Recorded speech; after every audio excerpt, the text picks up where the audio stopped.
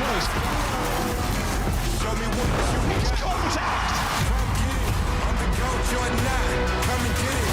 You can be my Max man. Verstappen Come and get it. claims title number 3.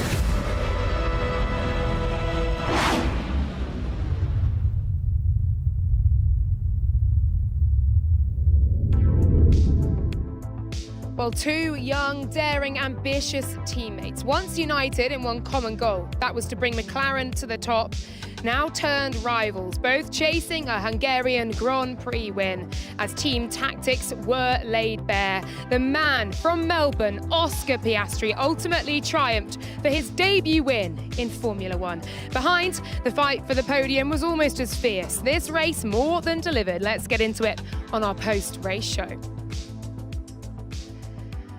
And welcome down to the heat of the Hungarian Grand Prix paddock, a bustling paddock with plenty going on, and the drivers in their post-race media duties just over there. Alice Powell alongside me, and we take a breath, Alice, after what was a pretty extraordinary Grand Prix, not necessarily for the overtakes and the wheel-to-wheel racing that we saw, but for the tactics, for the dynamics, for the relationships that were put to the test. I mean, I feel like we're going to be here all evening, Laura, looking through everything that happened in that Grand Prix. I mean, I'm so happy to start off with for Oscar Piastri, who is a champion in Formula 3 in his first year, and same with Formula 2, and has been exceptional since he's come into Formula One, has clearly worked on his tyre management. That was one of his weaknesses last year, but to get your first win, and I don't think I've ever seen someone so calm and relaxed when they've won their first ever Formula One Grand Prix. Was it an awkward first win? Is a win for a racing driver? Or is there an element for Oscar Piastri fans, for McLaren fans, that they would have loved to have seen him win in a different way? Yeah, and I'm sure he would have, of course, liked to have won in a slightly different way. We're going to go into that, obviously, later on, but it's still a win is a win. He stood on top of that podium. Mark Webber's not actually here. He's hopped off and gone back to the UK for another driver that's fighting for the championship. So maybe he's going to turn around to Mark and say, I think you need to stay away more often. Well, 2021 was the last time we saw an Australian on top of the podium. That was Daniel Ricciardo. That was McLaren's last one too, as well. Lando Norris also finishing in P2 in that race as well. Lando Norris has closed the gap to Max Verstappen, who finished 5th, and it also has been summoned to the stewards as well after that contact with Lewis Hamilton. We'll come on to that and we'll see what the results of that may be. But Lando could have closed the gap a little bit more, couldn't he? 76, I believe, to 69 points. If he had been prioritised in this race, if they are to take the driver's standings as their priority here, it is maximum points in the constructor standings. But for the driver championship, Lando, obviously P2. Yeah, I mean, there's extra points. If it comes down to it at the end of the season and Lando looks back and he's just missed out on the World Drivers' Championship, he's going to be quite angry and quite frustrated. He will look back at this moment. There's still a long way left to go, so it's not really a proper talking point now. But, you know, it's such a hard position for the drivers to be in, and McLaren ultimately put their drivers in that position. So I feel for both drivers. Lando, because he had to give up that position, he still drove a fantastic race. And then Oscar, who, you know, it has sort of taken the shine off that win for him. So it's frustrating. McLaren will obviously have to look at themselves, because I think they massively overreacted to covering for Hamilton. There was still a big enough buffer. And we wouldn't be stood here talking about it if they just boxed Piastri first, who drove a first great stint. So, yeah, there's so much to dive into. I mean, ultimately for McLaren, yeah, look, they are now second in the constructors' standings. In terms of that, it's maximum points from the weekend. They've capitalised. And in terms of strategy, if you look at them competing against other teams, yeah, they've executed the race absolutely perfectly. But between teammates, we saw it all laid so bare. We saw the very bones of a race engineer and driver relationship on both sides between Will Joseph and Lando Norris, Tom Stallard and Oscar Piastri. Oscar being told just to be patient. And Lando, I mean, basically, Will Joseph was pleading with him to change position, to think of the bigger picture, to think of the team. I've not heard race radio like that for a long time. No, because Lando was there like, well, we would have probably, boxed earlier anyway. Who knows? Hindsight's a wonderful thing. But that relationship between driver and engineer is so important. It can be so fragile at times. Your engineer is there on the pit wall. They're not only your eyes for everything else that everyone else is doing, they're your ears because they're feeding information from the strategist and from other team radio. And you work so closely between your engineer over the entirety of the season, and Lando's engineer was clearly getting power from people from above saying, look, you need to make this swap. And Lando's there in a position saying, well, hang on, I haven't done anything wrong. I just boxed when you told me to box. I drove a good enough stint, so why should I box? So I feel Lando's frustration, but at the end of the day, we've seen it before in Formula One, and we probably will see it again. They are driving for the team. It's different if you're in the junior categories because you're paying to be there. You're not getting a free drive. You're not being paid to drive. So that's where the big difference is when people look back and say, well, it's not the same in F3. It's not the same in F2. Well, this is Formula One. They are being paid by the teams and they are driving for those teams. How precious is that relationship between race engineer and driver? Can we overstate how precious that is? And was today worth risking that in terms of what we heard between Will Joseph and Lando Norris? It's not worth risking it at all, but I think Lando's engineer was almost with him, sort of saying, look, I understand your frustration. The engineer has to put themselves in the driver's shoes at times, and they'll do that often. They're professionals, that's why they're at the top of the sport. But at the same time, he's got bosses as well that he has to report to and has to take orders from. So I'm sure Lando will sit in a quiet room, just him and his engineer, maybe his trainer, John, as well, and all sort of be like, we could have won that today. And I'm sure his engineer would be like, yeah, you could have done, but unfortunately, this is just what we had to do. I mean, as you said, as Lando said, he might have gone for that undercut anyway, despite having to cover off Lewis Hamilton, and then drove the stint necessary to ensure the lead, but not to be for Lando Norris today. He was P2. He played the team game and played it to perfection with maximum points for McLaren today. Let's hear from Lando now. This could be interesting. Hey Lando, I know it's never easy to give up a win. I'll never be in that position, but a great result for the team, and I just wanted to sum up your emotions right now, really. Yeah, happy for the team. I don't know when our last 1-2 in the race was, but probably over 10 years ago or something. So just super happy. I mean, I'm happy for Oscar too. Like your first, I know he won in Qatar, but I think he'll also say that this win is a lot more than a sprint win. So his first proper win, it's a special moment. So happy for him and for the whole team. An incredible weekend for all of us. Yeah, just super happy. Obviously great to see McLaren right up there, and it bodes well for the championship, but just like personally, how difficult was your decision making in that race, I guess, because you just want to win, right? Yeah, it's tough, but I know what Oscar's done for me in the past. Yeah, I think this is a little bit different, but yeah, at the same time I got told to let him pass and I did, so it's always tougher when you're fighting for a win, and a win means so much to me and also to him. And yeah, I just had to try put myself in his shoes and understand it that way, you know, because when you're just, every driver's selfish, and you have to be selfish in this game. But when you're just thinking of your own benefits, you know, you're only thinking of the good things. But of course, I put myself in his shoes and I realized, yeah, I had to do what was right. So. Fair play, Lando, thanks. He had to do what was right. That's ultimately the message from Lando Norris, and a much calmer Lando Norris, who's taken the time out of the car and out of the heat of the car. It's still boiling hot right now in this paddock. It must have been absolutely roasting in that car as well. And now he's out of the heat of the battle, I guess he can sort of reflect in perhaps a more calmer way.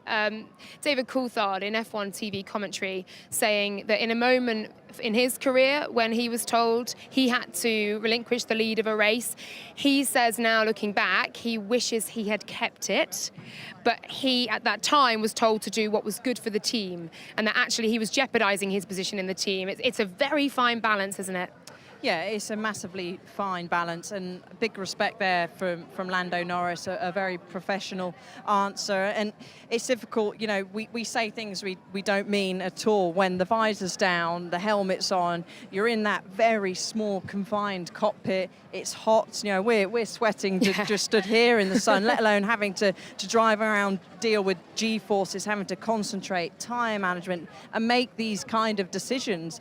And sometimes our emotions can get the better of us, and we clearly saw the frustration there from Lando Norris. But once he's out of the car, he's cooled down a little bit. We then realise, okay, yeah, he did the right thing for the team, and he may need Oscar in the future, and vice versa. Oscar may need him. He had him today. They swapped the positions around. So it is a team game. It is a team sport, but I totally understand from the driver's point of view, that's a win that Lando will feel, I've missed, and big respect to him for following the team orders. Yeah, absolutely. But I mean, we mustn't just sort of say that it was Lando who gave this win to Oscar. Oscar also took the lead at the start. He took it in the moment that he had. He took the start. His reaction time was quicker than Lando Norris's. He got that track position. Lando got jostled back, actually, behind Max Verstappen, who then gave him that place back. It was an interesting start as well.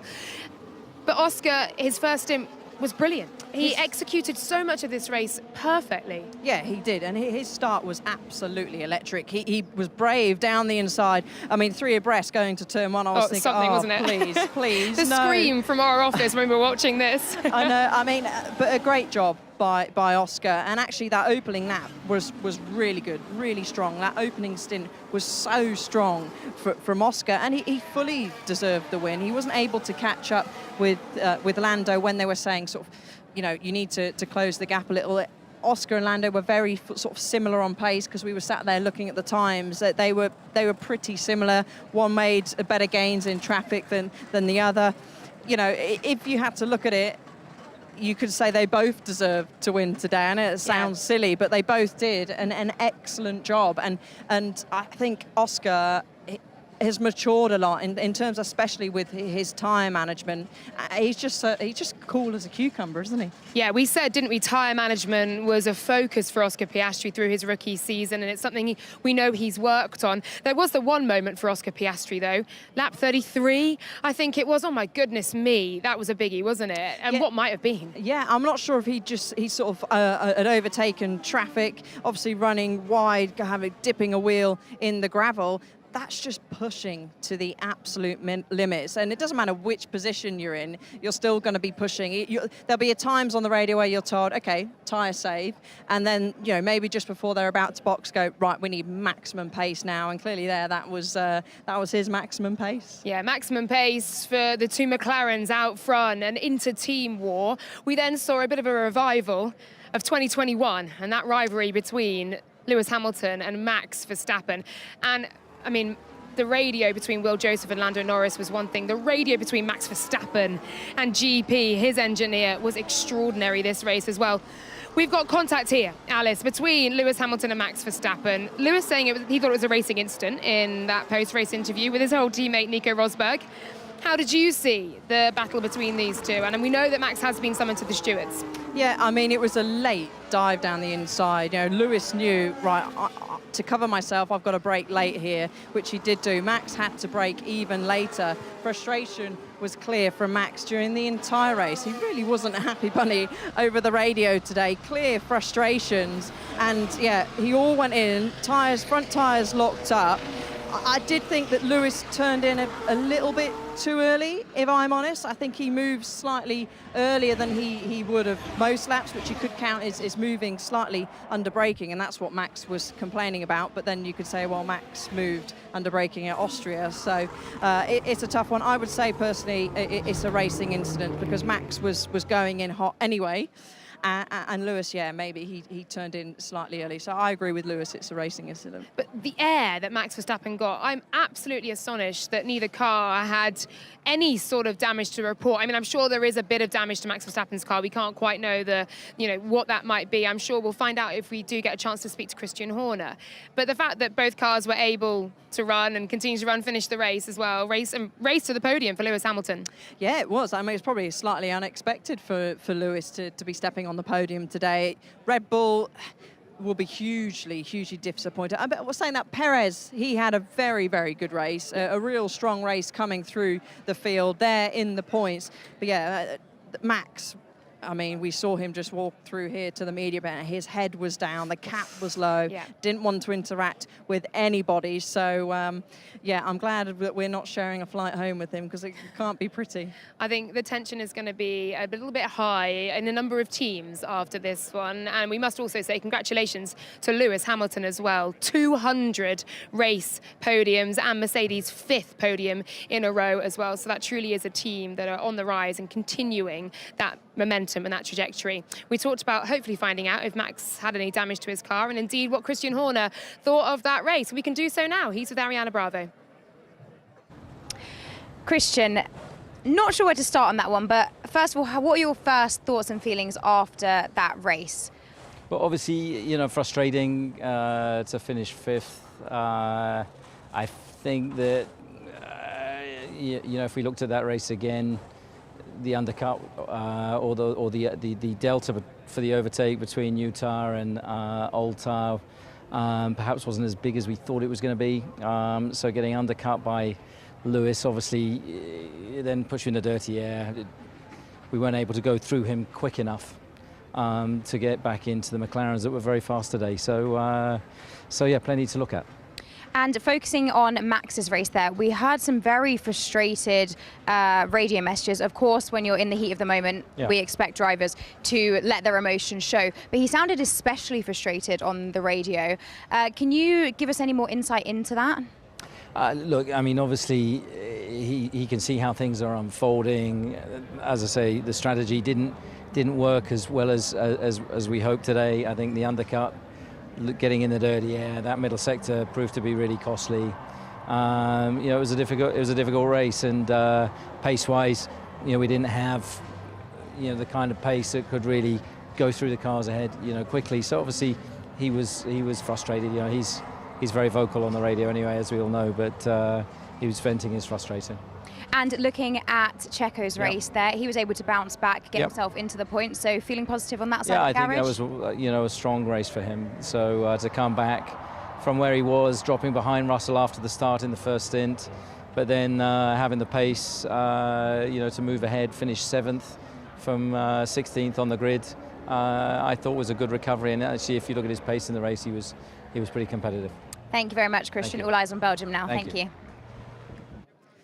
Well, P5 and P7 for Red Bull, and a decent result for Sergio Perez as well. Christian Horner wanted to see him climb up into the points after that Q1 exit in qualifying, and he did just that. A P7, probably the maximum he could have achieved today. Let's hear now from Max Verstappen after that P5. Hey Max, I don't think I've ever heard you so frustrated on team radio. Understandable, because I know how the race was unfolding from you, but from your perspective, was this one of the most frustrating races you've had for a long time?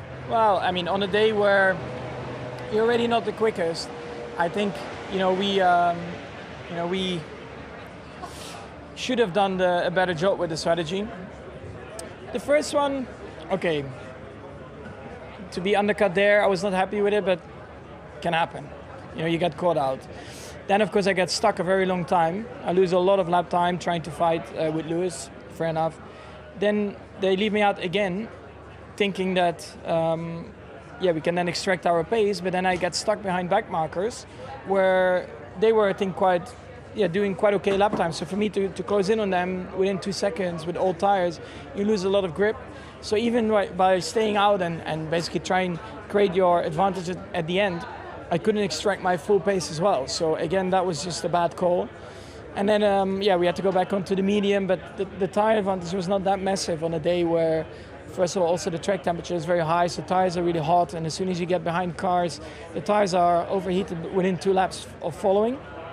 Plus, our car is already not the quickest. That makes it all in all just very difficult, you know, to fight back from behind on a track layout like this with the temperature. So I think we should have thought about that a bit more in our decision making. So where do you kind of go from now? Obviously it's not a crisis, but it's been a few races now where things are difficult. The car's obviously not up to pace. There's maybe been a few things that disagreeing on, or however you want to put it. What do you need to do now? We need to work. I mean, it's not like suddenly next weekend we can have new upgrades on the car. So yeah, it is a problem. I mean, we know that we are lacking compared to McLaren, and that's of course not nice. But yeah, we have to analyze all stuff, how we can maybe improve the overall package that we have currently. But I don't think that's something like very easily done, you know. And yeah, we'll see next week how it will evolve. But at the moment, I think race pace, qualifying pace, we are behind. Right, hard luck. Thanks, Max. I mean, he's sort of listing the things that went wrong there, and his feelings are very, very clear. I mean, during the race, he was saying, my brake bias is set to -5. I can't turn, I can't enter the corners. I'm unhappy with the brakes. There was so much going on for Max. And that's even before the strategy began to unravel. And he sort of said, well, I can't believe we've let Ferrari try to undercut us here with Charles Leclerc. I mean, it just seemed almost a calamity of errors, you know, if you're on Max Verstappen's side of the garage and in that cockpit with him. Yeah, I mean, it's something we see very rare from Red Bull. Actually, you spoke to Christian Horner and said you make great strategy decisions. So, and he said, don't jinx it. Yeah, so basically they need to blame you. Max, she's over here, by the way. Please don't. Yeah, it's frustrating, but no, as Max said there, I mean, maybe he's just saying it because the camera's there, but it can happen, and it does. You know, teams make mistakes, drivers make mistakes. It's just how it is. But I think where the frustration stems from is not necessarily the strategy. I think that's sort of the nail in the coffin for his frustrations, but everything else is coming from the lack of pace. You know, he didn't have the pace. What set it off was having to give the position back as well, and then it was sort of a spiral, not having the pace, the strategy going wrong, and his frustrations just built and built. Yeah, and boiled over. And look, I think GP at one point said Max was being childish on the radio. Can you see him losing patience, or is this just the way that their relationship unfolds during races? And as we mentioned earlier, look, the heat of the moment. Yeah, they have got a strong, despite what it sounds like on radio, a strong relationship, a really good relationship. Yeah. I think you have to have one, don't you, to be able to actually converse like that in a public forum. You do. You have to have that friendship as well between engineer and driver, and a professional working relationship as well, because you have to get on, simple as that. And I think that's quite an open relationship that they have, where GP feels that he can tell Max, you know, put Max back in his box if he feels he needs to, saying, hang on, you're being a bit childish here, and Max can sort of talk back to him sort of how he wants to voice his opinion, and you can tell that from the radio that we hear. And I think GP was just saying, look, Max, just it is what it is. Just get on with driving. We're not having this discussion on radio because it is free for all of us to hear. Yeah, absolutely. And fascinating as well that, I mean, he's saying we don't have the fastest car. Look, we'll see when we go to Belgium, but McLaren seems to have taken that mantle, and they just now need to sort out how they execute these races. Perez obviously started on the hards. George Russell did as well, courtesy of their Q1 exits in qualifying. A P7 for Sergio Perez, a P8 for George Russell. I think P7 was probably the maximum. George Russell saying that's what he wanted, but it was a great drive from Sergio Perez to get there, and my goodness me, did he need that, Alice? Yeah, he needed it, and we said yesterday, didn't we, that he just needs something to boost his confidence. So hopefully for Perez, this will boost his confidence. Again, people will say, well, he's in a good car, he should be up there. But he managed to sort of chip his way through some of the traffic. Didn't have a great opening lap, but he still managed to make his way through, because it is, regardless of strategy, it's still really hard to overtake here, whatever car you're in. And Max was saying there, even behind sort of some of the lapped cars, it was hard for him to get close to overtake. So I think a really strong performance there from Sergio Perez, and same with George Russell. Yeah, for sure.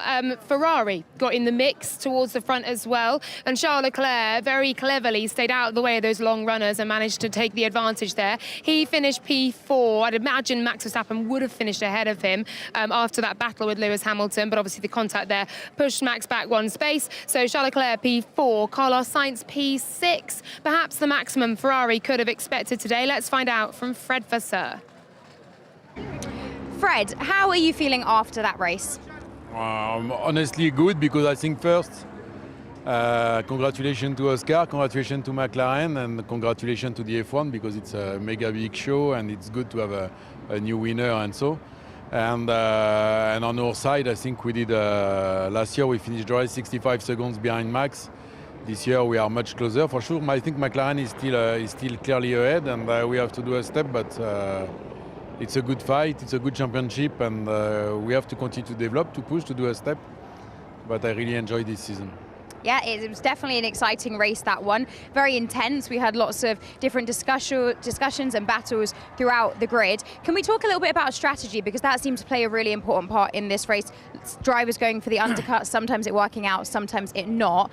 Can you describe how you felt that unfolded from your team's perspective? But if you have the same tire edge that you can't overtake, this is clear. It means that either you have to undercut and to be aggressive, or to extend, as we did on the first stint, to expect to have a tire advantage on the last part of the stint. But you have to take different options for sure. Sometimes it's paying off, sometimes not. But overall, I think we made good choices, and it went pretty well that we did our max. And we are straight into Spa next week, final race of the season. Of the first half of the season. Yeah. We're getting too excited just because you were cheering. Final race of the first half of the season. Any thoughts and feelings about how the team are looking for that one? No, that I think first we will all deserve the break, including you, and it was quite intense, this first part of the season.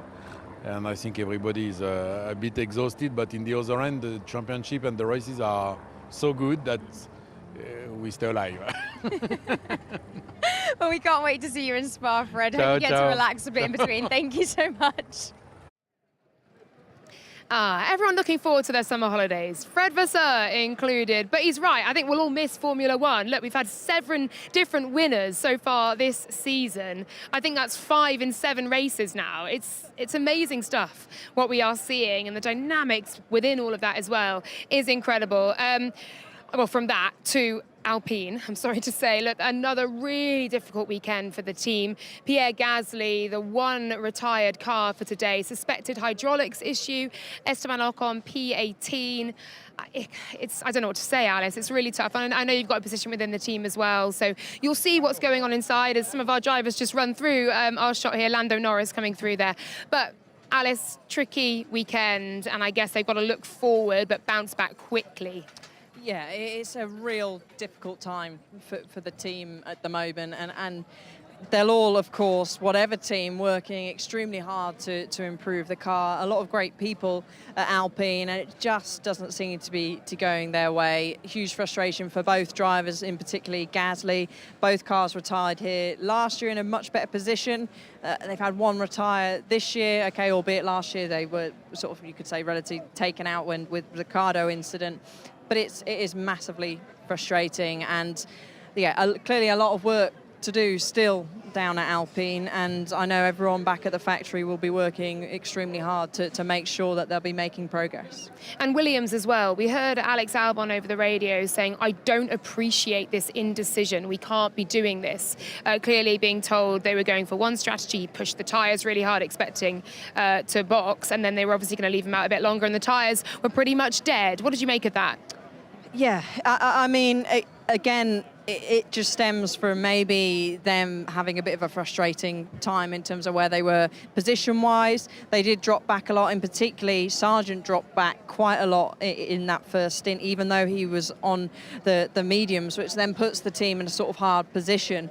But yeah, again, it's so hard for the teams to make these sort of decisions, and Albon, again, that's just frustration, because he feels he's been touching on those points for a while, and then just when they're there and you can almost feel them slipping away, again, frustration.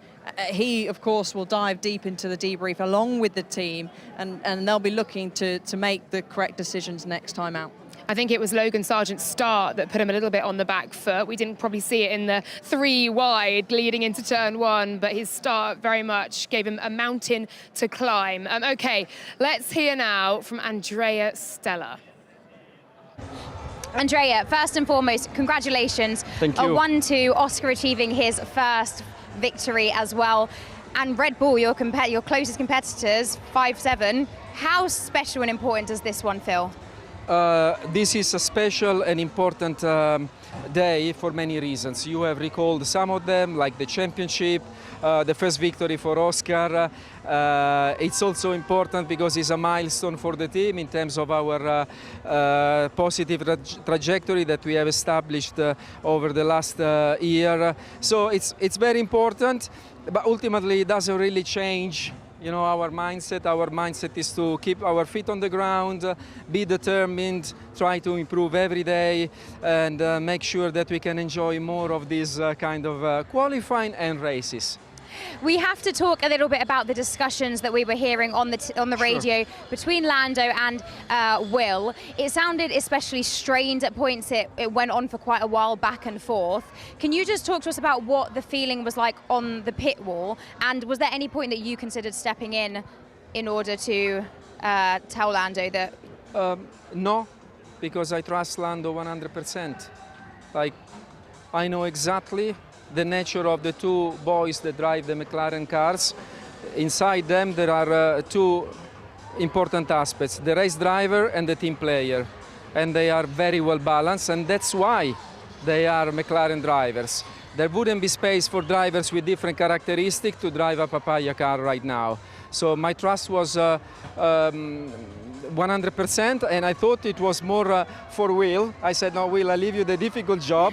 Rebalance the race driver and the team player. Yeah. But I was absolutely trusting that Lando would have collaborated to reestablish the order that was simply altered to protect the result of the team from having a problem at the pit stop today. So it's, I think it's sound from a team point of view. But yeah, I feel very lucky, I have to say, that I can be the team principal of such a team and these kind of drivers. Well, they both did an absolutely fantastic job, and both so deserving of the positions they had. Looking ahead to Belgium, it seems like you've really got a lot of momentum behind you, and you're really, as you've said, making positive steps forward. How are you feeling looking forward to the last race of the first half of the season? Well, I was saying this actually with Oscar and Lando before the race. That is the first time that we go for a long time, like McLaren.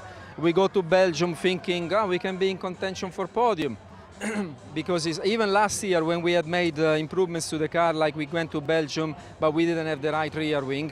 And the race was a bit of a struggle in terms of top speed and raceability of the car. I think this year we have all the ingredients to be competitive and to keep up the quest, as you say, in the championship. Well, we look forward to seeing how you go. Congratulations once again. Thank you very much. Thank you, Andrea. Thanks. Really strong words there from Andrea Stella. I trust Lando 100%, and knew ultimately he'd make the right decision for the team fully backing him, and Lando ultimately fully backing the team game today, which was maximum points for McLaren and a debut win for the 23-year-old Australian Oscar Piastri. We have so long felt that this was coming, and here in Hungary, which so often delivers a debut race win for our drivers, he got it. Let's hear from him. Congratulations, you finally done it. Not here. I know it's obviously coming slightly awkward circumstances, but who cares? It's a great Grand Prix win, isn't it? Yeah, very, very happy, of course. Yeah, I mean, I put myself in the right position at the start of the race. A little moment in the middle on the hard stint, but I mean, at the end, we went on to different strategies, trying to cover different people.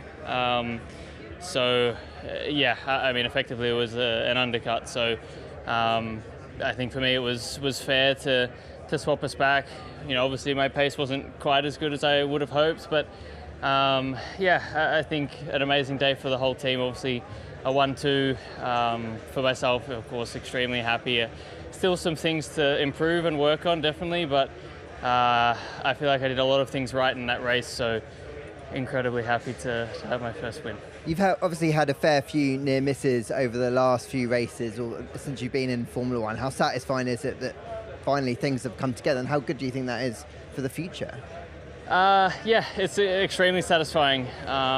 We have had a couple of near misses recently, I think on both sides of the garage. But yeah, to have my first win is incredible, really. So. Yeah, I mean, it definitely helps with some of the pain we've had from the last few weekends. So, yeah, I'll enjoy it for the next few days, and then we go again. Reckon you can win the constructors now at this rate? Definitely. Thanks, Oscar. Cheers. Thank you. He's a race winner now. Did you hear that? We can definitely win the constructors. I love that confidence from Oscar Piastri. But look, Red Bull are absolutely going to have something to say about that. We'll see in terms of that pace when it comes to Belgium. We welcome Ruth Buscombe. My goodness me, what a race to be a strategist for. What a race to watch as a strategist. Sum it up. How did you see that? Yeah, great race. I mean, starting at the kind of bottom step of that podium, what a phenomenal undercut by the Mercedes team. Obviously, they didn't have the best Saturday, but it just goes to show how you can turn it around. You know, to undercut anyone for a podium is one thing, but to undercut the mighty Red Bull it is really another thing. And then to cover it off at that second stop by using those two hards, really great moment. And then, of course, you know, at the front, we did have that kind of team ordery moment, difficult one. I have to say, I was so impressed by Lando's, with the way he actually gave up the position there. You know, he was so fast. We did a bit of a reconstruction. It looked like, you know, if they'd actually done it the other way round, he would have come out, you know, behind. Didn't have the pace to overcut, but he would have been faster and behind. So it would have still been a tricky situation for them to manage. But it is great that, you know, for those guys, 1-2, and does make it quite interesting. Stella just gave us a piece of information there. They've got a new wing for Spa. So we'll have to see what happens next week. I guess it's a wonderful problem, but an absolute nightmare and headache for Andrea Stella to have, that he's got two drivers who are both hungry for and very capable of winning races, depending on which strategy the team put them on. Amazing stuff. Let's take a look at the schedule then for Spa that is fast approaching, and you'll see that new McLaren front wing in action. Well, here it is. Fast and Furious, the last race before the summer break. You have weekend warm-up, that's at 4:30 p.m. Then we move to Friday, free practice, 1:15 to cover that one, 4:15 for FP2. 12:15 for FP3, the pre-qualifying show at 3:30, and then our pre-race show of the 44-lap Grand Prix at 2 p.m. A long old track is Spa. I won't be there, so I'm not going to have to run that track, which is quite a relief, actually, after running this one. Okay, Alice, your final thoughts, please. Just a reflection on what we've seen today in Hungary. I mean, drama. Some drama. We love a bit of drama. I think excellent display from both McLaren drivers. Work for McLaren to do on their strategy side. Maybe they need to get Ruth in there, but overall, a great Grand Prix. Ruth? Well, I told Oscar that he was going to get a podium by the previous Melbourne last year, and then again I told him he was going to race win. So at least I made my prediction to him correct, so that's good. And I think that's the main thing we should say, despite all of the, you know, hurrah. Congrats to Oscar for finally getting that race win. Yeah, finally, Oscar. And we say finally, he's only been in the sport a year and a half. But I know what you mean. It's been a long time coming because of his talent. Thank you very much, Alice. It's been wonderful to have you here on your first full weekend with us, although you've been a guest and a brilliant driver alongside us for a long time. And Ruth, as ever, thank you so much to you, to Lawrence Barretto asking the questions, Alex Jakes, DC, and Jolyon Palmer in commentary. Thanks to you for watching. Oscar Piastri is a race winner here in Hungary. Motor racing history everywhere you look. This is the Belgian Grand Prix. Great reaction time for Leclerc, who's got the lead. Oscar Piastri, who's damaged the front wing. Gaining with every metre. It's a classic track. What a move from Esteban Ocon! Max Verstappen wins the Belgian Grand Prix. What an unbelievable race again.